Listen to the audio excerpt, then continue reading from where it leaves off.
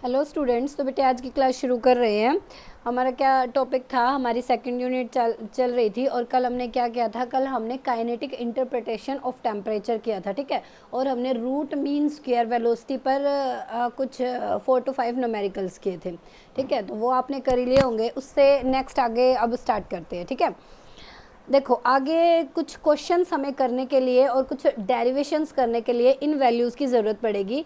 तो एक बार आपको देखो, ये मैंने यहाँ पे कुछ वैल्यूज़ लिख रखी हैं, ये आपको ध्यान में रखनी है। क्या है ये? Some useful standard definite integrals, ठीक है। इनकी जिनकी वैल्यू फिक्स है वो कुछ इंटीग्रल्स हैं, ठीक है। तो क्या है वो?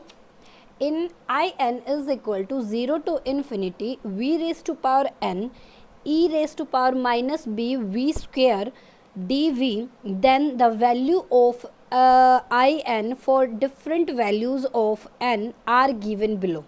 कैसे दी जाएंगी?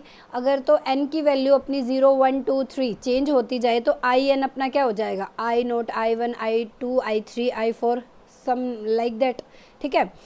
तो अब अपने पास है आई नोट, हमने n इज इक्वल टू 0 लिया, तो 0 to infinity we raise to power 0 होगी, E raise to power minus B we square D V. अगर इस टाइप का अपने पास कोई इंटीग्रल होता है तो उसकी वैल्यू हो जाती है 1/2 under the root pi by b, ठीक है। ये आपको ध्यान में रखनी है। अगर n इज इक्वल टू 1 लेते हैं तो ये हो गया i1, ये वैल्यू क्या बन गई? 0 to infinity we raise to power 1 e raise to power minus B we square D we is equal to 1/2b, ठीक है। तो इसकी वैल्यू आपको ध्यान रखनी है, कितनी हो जाएगी? 1/2b। अगर आ जाए i2 is equal to n की वैल्यू हमने यहाँ पर कितनी ले ली? 2।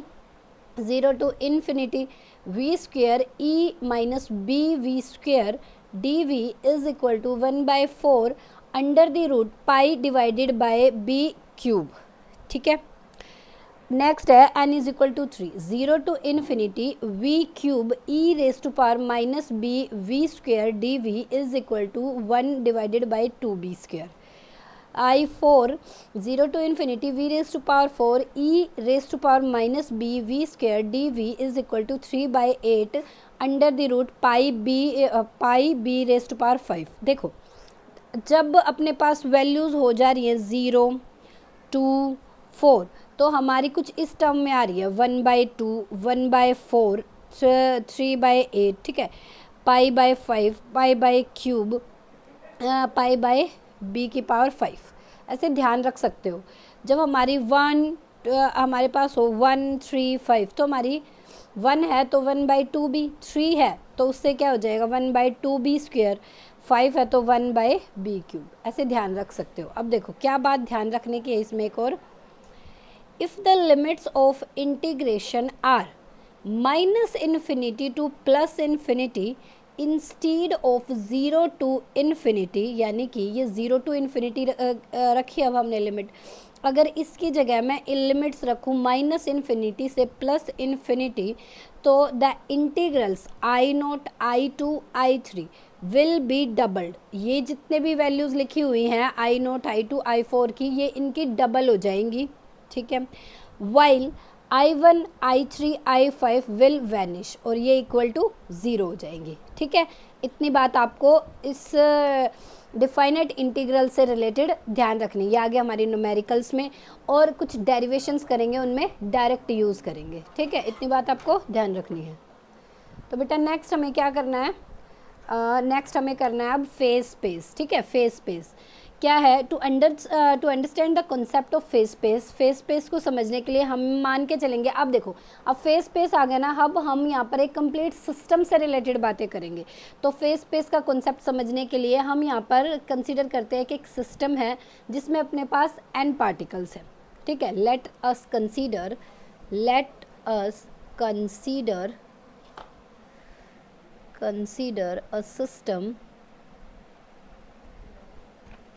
a system having n particles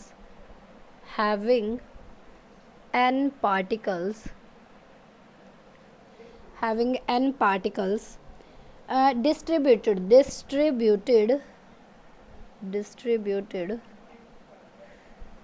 in a given volume, distributed in A given volume. यहाँ पे अपने पास एक सिस्टम है जिसमें अपने पास क्या है, n पार्टिकल्स है और वो डिस्ट्रीब्यूट है v वॉल्यूम में। ठीक है, हम यहाँ पर जो कंसिडरेशन अपनी लेके चलेंगे वो हम मान के चल रहे हैं ये जो सिस्टम है वो हमारा स्टैटिक है, यानी कि मोशन में नहीं है, वो एट रेस्ट है। ठीक है, then all the particles fixed at various point in space enclosed by the volume v। ठीक है, the location of any particle, अब क्या है, हमें हर एक पार्टिकल की लोकेशन के बारे में पढ़ना है। तो द लोकेशन ऑफ, तो इनकी लोकेशन के बारे में पढ़ना। अब देखो हर एक पार्टिकल है, उनकी लोकेशन को हम किससे, पोजीशन, अपने पास 3 पोजीशन कोऑर्डिनेट्स है उनसे दिखा सकती हूँ। तो जो इनकी लोकेशन है वो हम कैसे डिटरमाइन करेंगे, by position coordinates. Position coordinates अपने कौन से हैं, एक्स वाई जेड। ठीक है, अपने पास n पार्टिकल्स हैं, तो n पार्टिकल्स हैं तो इनके लिए कितने कोऑर्डिनेट्स हमारे पास गिवन होंगे, 3n। ठीक है ना।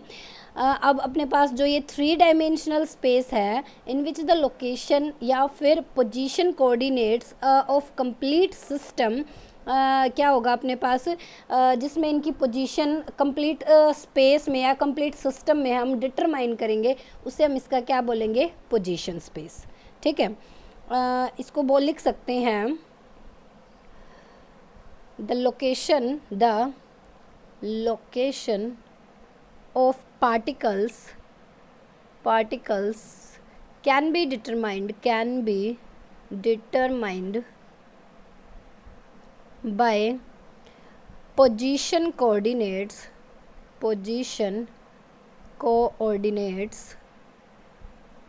that is position coordinates x y z।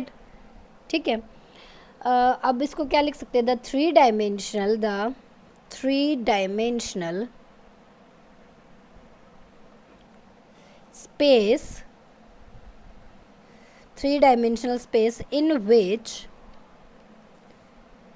position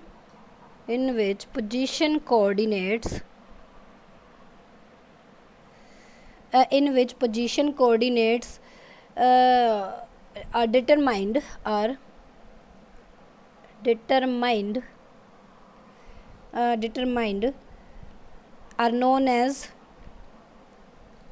known as position space।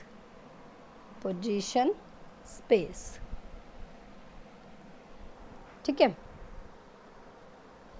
अब देखो हम यहाँ पर लेके चले थे स्टैटिक सिस्टम। अगर तो हमारे पास हमारा सिस्टम स्टैटिक होगा तो उसकी जो लोकेशंस है पार्टिकल्स की वो सिर्फ हम दिखा सकते हैं पोजीशन कोऑर्डिनेट से।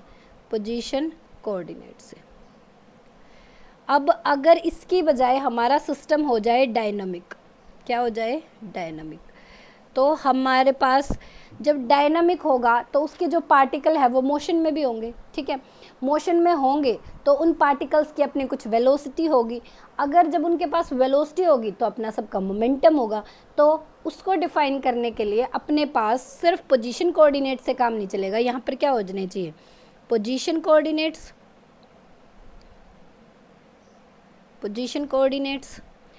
उनका मोमेंटम कोऑर्डिनेट्स।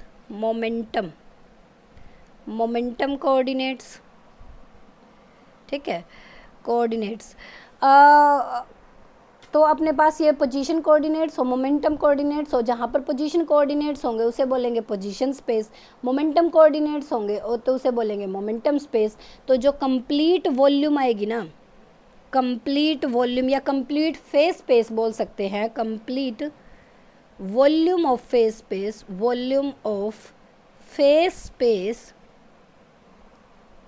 डायनामिक सिस्टम में वो क्या होगी, position coordinates plus momentum coordinates को मिला के होगी। ठीक है, देखो अब पोजीशन कोऑर्डिनेट्स अपने पास हो गए X Y Z, position coordinates अपने पास हो गए, पोजीशन कोऑर्डिनेट्स अपने पास हो गए एक्स वाई जेड। जब वो मूव करेंगे तो उनके पास कुछ वेलोसिटी होगी, वेलोसिटी कोऑर्डिनेट्स भी हो सकते हैं, तो V X V Y V Z. Similarly उनके पास कुछ फिर मोमेंटम आ जाएगा तो मोमेंटम कोऑर्डिनेट्स भी होंगे, पी एक्स पी वाई और पी जेड। ठीक है। तो अब हमारे पास जो कंप्लीट जो डिफाइन करेंगे विद ये अपने पास हो जाएगा पोजीशन कोऑर्डिनेट और मोमेंटम कोऑर्डिनेट्स, वेलोसिटी कोऑर्डिनेट्स और मोमेंटम कोऑर्डिनेट्स में आ जाएंगे। तो अपने पास क्या हो जाएंगी, 6 डायमेंशंस आ जाएंगी। किस में, डायनामिकल में। इसमें अपने पास कितनी थी, 3 डायमेंशन, इसमें अपने पास कितनी आ जाएंगी, 6 डायमेंशन। ठीक है, इतनी बात क्लियर हुई। अब देखो, ये कंप्लीट इन्फॉर्मेशन थी अबाउट फेज स्पेस। अब जो फेज स्पेस है ना, इसको आगे डिवाइड किया जाता है सेल्स में। ठीक है,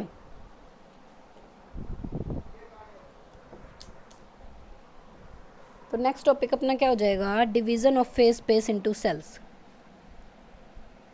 division of phase space into cells. तो फेज स्पेस को सेल्स में कैसे डिवाइड करेंगे, ठीक है, अब ये पढ़ेंगे। देखो, अपने पास n पार्टिकल हैं हमारे पास। अब जो ये लेके चल रहे हैं हम डायनामिक सिस्टम के लिए कंसीडर करेंगे। किसके लिए, डायनामिक के लिए। हमारे पास n पार्टिकल्स हैं, n पार्टिकल्स है, एक सिस्टम है जिसमें कितने हैं, n पार्टिकल्स, n पार्टिकल्स, ठीक है। जो ये अपने पास n पार्टिकल्स हैं, ये कुछ वॉल्यूम ऑक्यूपाई करेंगे। वो वॉल्यूम हमने मान ली occupying volume v। n particles occupying volume, वो कितनी होगी, v।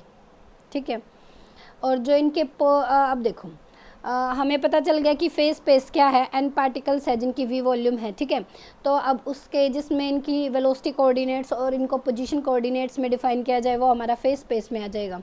अब जो ये फेज स्पेस है, इनको हम किस में, सेल्स में डिवाइड कर रहे हैं। ठीक है, तो जो ये कंप्लीट वॉल्यूम है वो डिवाइड हो जाएगी। वॉल्यूम इन फेज स्पेस किस में डिवाइड हो जाएगी, हर एक एलिमेंट्री सेल्स में। तो इसके लिए हम लिख सकते हैं डिवीज़न ऑफ सेल में, phase space be divided into large number of elementary मतलब small, ठीक है, elementary cells of equal size या equal volume,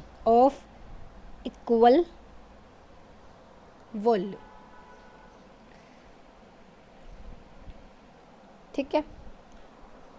अब ये जो हर एक सेल आएगी, इसको हम कुछ पर्टिकुलर एलिमेंट या फिर इनके कुछ अपने पर्टिकुलर पोजीशन कोऑर्डिनेट या फिर वेलोसिटी कोऑर्डिनेट्स होंगे।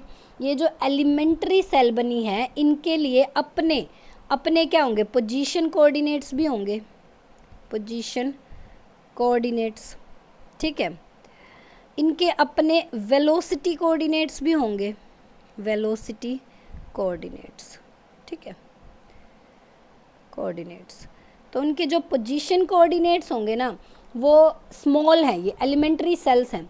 तो इनके जो पोजीशन कोऑर्डिनेट्स होंगे वो कुछ इंटरवल में लाई करेंगे, जैसे x वाला x and x plus D x में। ठीक है, इसके लिए velocity vx and vx plus dx coordinates में। ठीक है, similarly for y,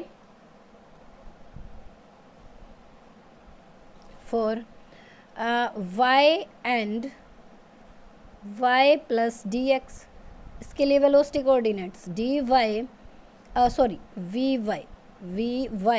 and vy plus dx dvx।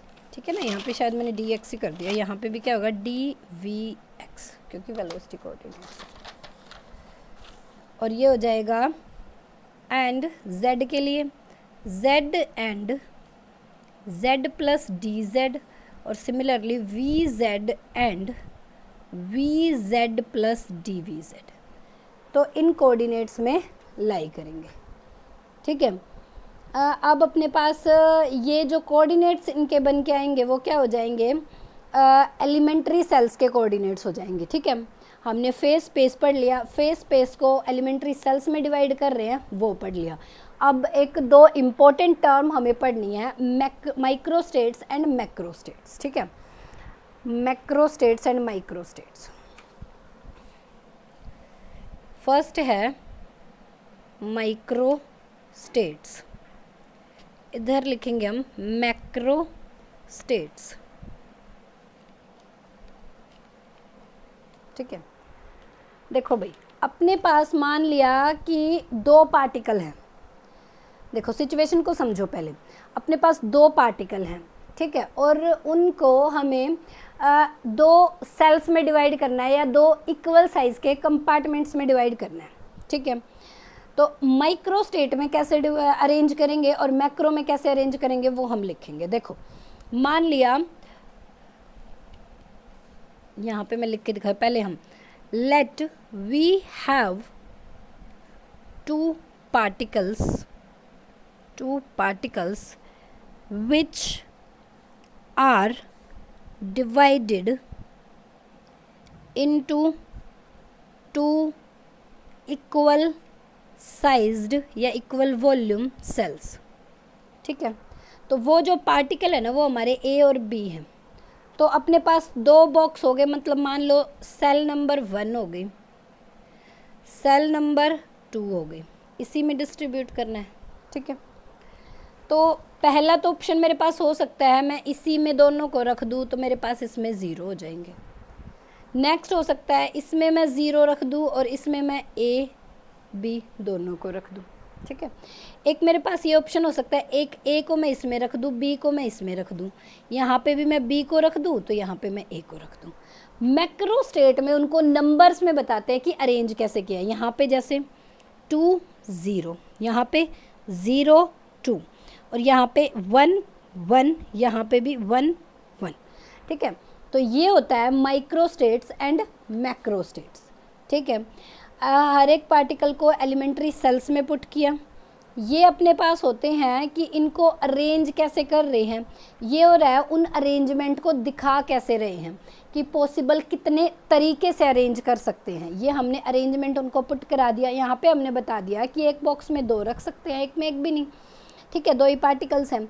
अगर पहले में हमने नहीं रखा तो दोनों को सेकंड में रखना पड़ेगा। एक ऑप्शन ये हो सकता है, एक में मैं एक को रख दूँ, दूसरे में एक को रख दूँ, फिर मैं एक में एक को रख दूँ, दूसरे में एक को रख दूँ। ठीक है, तो इन दोनों के लिए जो मैक्रो स्टेट होगी वो 1 1 ही आ जाएगी। ठीक है, ये दोनों सेम मैक्रो स्टेट में आ जाएंगे और ये 2 0 और इसके लिए 0 2। ये है micro state and macro states. Next जो इसमें अपना टॉपिक दे रखा है वो है पोस्टुलेट्स ऑफ स्टैटिस्टिकल मैकेनिक्स। देखो बेटा, जो ये सिस्टम की बात करते हैं ना, स्टैटिस्टिकल मैकेनिक्स क्या होती है? स्टैटिस्टिकल मैकेनिक्स फिजिक्स की वो ब्रांच है जिसमें हम किसी भी सिस्टम के बिहेवियर को चेक करते हैं। तो स्टैटिस्टिकल क्या होती है बेटा? The statistical physics is the branch of physics which deals with the study of physical behavior of a system। यानी कि किसी भी सिस्टम के बिहेवियर को, उसके फिजिकल बिहेवियर को, वो कैसा है, उसके पार्टिकल कैसे हैं, वो कैसे मूव करेंगे, कितने इंडिपेंडेंट उनके तरीके हो सकते हैं मूव करने के, इस फिजिकल बिहेवियर को वो रीड करता है। ठीक है, और यहाँ पे क्या है स्टैटिस्टिकल फिजिक्स में कि यहाँ पर पूरे सिस्टम को रीड करते हैं। यानी कि वो जो सिस्टम है वो अपना कंपोज होना चाहिए very large number of particle से, लार्ज नंबर ऑफ पार्टिकल से मिलकर बना होना चाहिए, तभी हम उस सिस्टम को रीड करेंगे स्टैटिस्टिकल मैकेनिक्स में। तो अब जो ये आगे के कुछ टॉपिक हम पढ़ेंगे वो स्टैटिस्टिकल मैकेनिक्स से ही रिलेटेड है। तो उससे पहले हम उसके कुछ पोस्टुलेट पढ़ेंगे कि जो हमारी पूरी स्टैटिस्टिकल मैकेनिक्स है वो किन पोस्टुलेट्स पर वर्क कर रही है। ठीक है, तो हमारे पास है next topic postulate of statistical mechanics.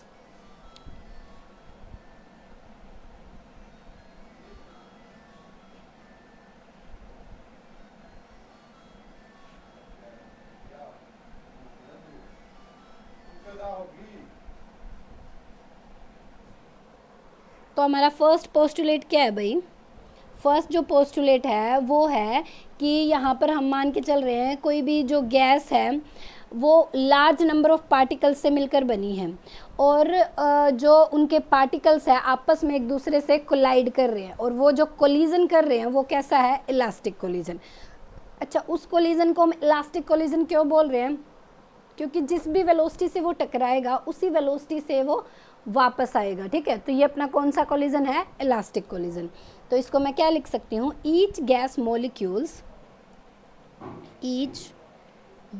Molecules consist of each gas molecules which are in state of motion, which are in state of motion, ठीक है, which are in state of motion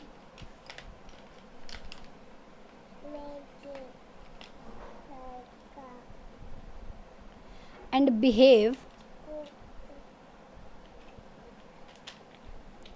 like small elastic spheres, and behave like small elastic sphere। इसको ऐसे भी बोल सकते हो, the molecules of the gas are in spherical in shape and with their random motion they have elastic collision because जिस velocity से जाते हैं उसी वेलोसिटी से आके टकराते हैं। अब क्या है, अब मैंने बताया यहाँ पे फेस स्पेस है तो उसमें सेल्स में डिवाइड करेंगे, वो जो सेल में डिवाइड करेंगे हर एक सेल का क्या है, इक्वल वॉल्यूम होगा। तो नेक्स्ट पॉइंट हम क्या लिख सकते हैं, all the cells in phase space are of equal size.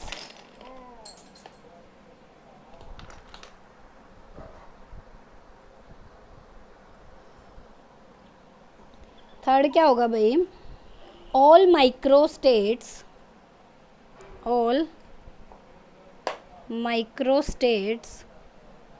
corresponding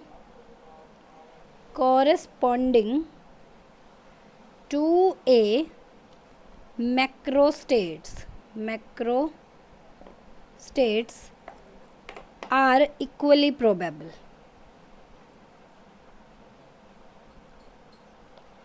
ठीक है, देखो ये अपने पास माइक्रोस्टेट्स हैं, ये किसके कोरस्पॉन्ड है, मैक्रोस्टेट्स के, यही दिख रहा है आप में। नेक्स्ट हमारे पास क्या है, द इक्विलिब्रियम, नेक्स्ट है the equilibrium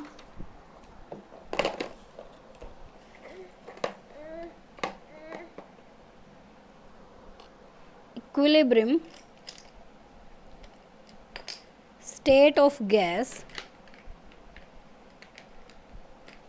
corresponds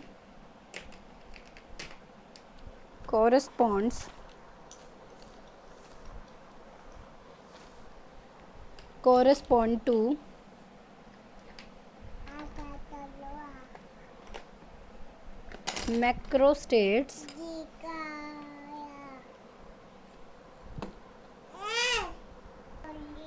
macrostates of maximum probability।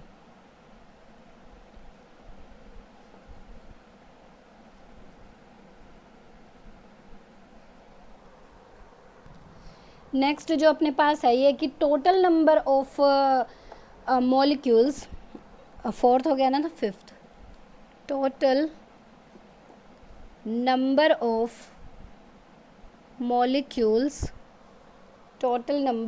Molecules in a given system is always constant। कैसे, मान लिया अपने पास जो सिस्टम उसमें पार्टिकल है n1 n2 n3 and so on, तो टोटल नंबर कितना हो जाएगा, n1 प्लस में n2 प्लस में n3, तो ये क्या रहेंगे, कांस्टेंट। इसी तरह हर एक पार्टिकल की देखो, n1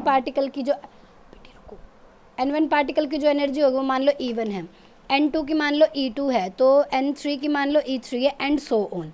तो ये जो एनर्जी हो गई हर पार्टिकल की, ये n1 E1 n2 E3 n3 E3, ये इसकी एनर्जी होगी। तो total energy of the system वो भी क्या हो जाएगी, constant. Total energy of the system is constant, constant, ठीक है।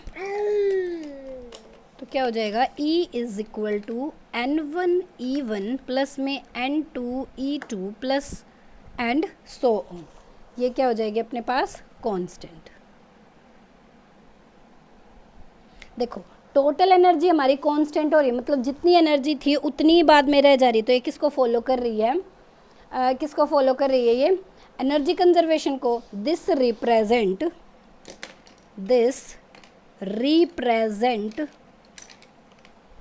प्रिंसिपल ऑफ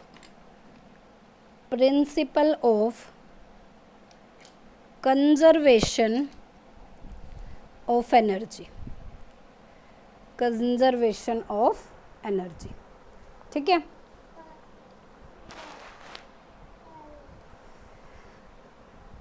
अब देखो बेटा, आज की क्लास में इतना ही करते हैं, इसको आपको ध्यान से पढ़ना है, ठीक है। और इस वीडियो को एक बार नहीं समझ में आए तो 2 बार देख लेना, मतलब मर्जी आपकी, और आपको पढ़ते रहना है। और ओके, थैंक यू।